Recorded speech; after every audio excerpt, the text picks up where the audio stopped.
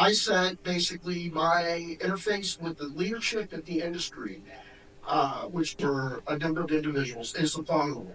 The craft that have been recovered are not of this earth.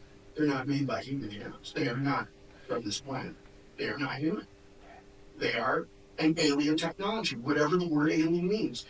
Are they extraterrestrial? We don't know. We don't know. What motives do they have? Well, we need anthropologists and social psychologists and philosophers to figure that out because they haven't communicated that to us. You know? So physicists like me and Avi, we cannot answer questions like motive. We just need to take data. We call it measurements and signals intelligence in the intelligence industry.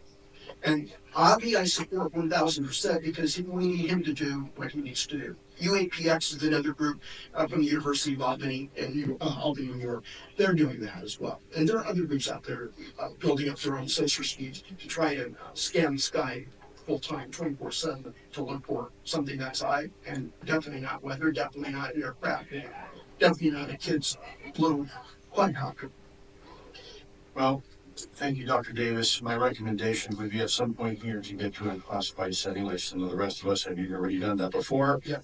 And have a frank conversation with some of the representatives who I think would be very interested to hear the other part of that conversation, which I am aware of and been part of. Can you please explain what makes exotic material that has been recovered from the U.S. government exotic? What makes it different from atomically and chemically? It's actually a very simple answer. It's the way it's fabricated. It's the way it's fabricated. That's what makes it exotic. It's not a new element that's never been discovered and placed on the periodic table of elements. No.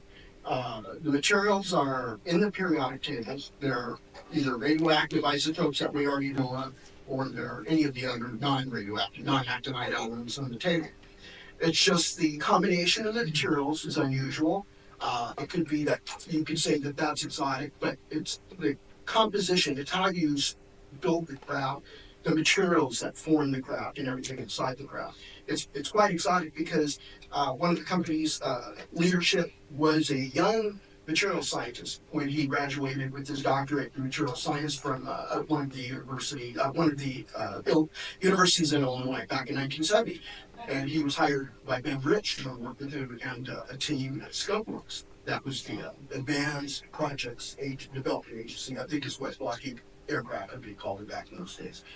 So basically, this is what he was telling me. He's an advanced material scientist, and he said, well, we could use the best diagnostic equipment we had back in those days, which was 60s, 70s, 80s, and 90s, and we could see the elements through mass spectroscopy that compose these structures. But when we look at how they're composed and structured, it's like nothing we've been able to fabricate on Earth. We've never been able to reproduce it on Earth. And we have no extrapolated engineering or physics technology to tell us or inform us on how we could possibly learn how to fabricate this on Earth. So they understood that it's the combination of the elements was very unusual. It's counterintuitive, but it's the way the materials are fabricated. That's what makes it exotic. Excellent. Thank you very much, sir. Next question is going to go. If I can go. Yes, ma'am. Absolutely. Floor is yours. Yeah. So thank you for you guys coming today. I have to get going, but I am charging Burleson and Burchett to be here and continue on while I am not here. I will say that, I mean, the stuff that you guys have all told us today, mind-blowing. And I think, going on record is even more important. So we are going to invite you back to also testify at some point. But I do have to head up, so thank you so much for your time and letting us up, and we'll be back. Thank you.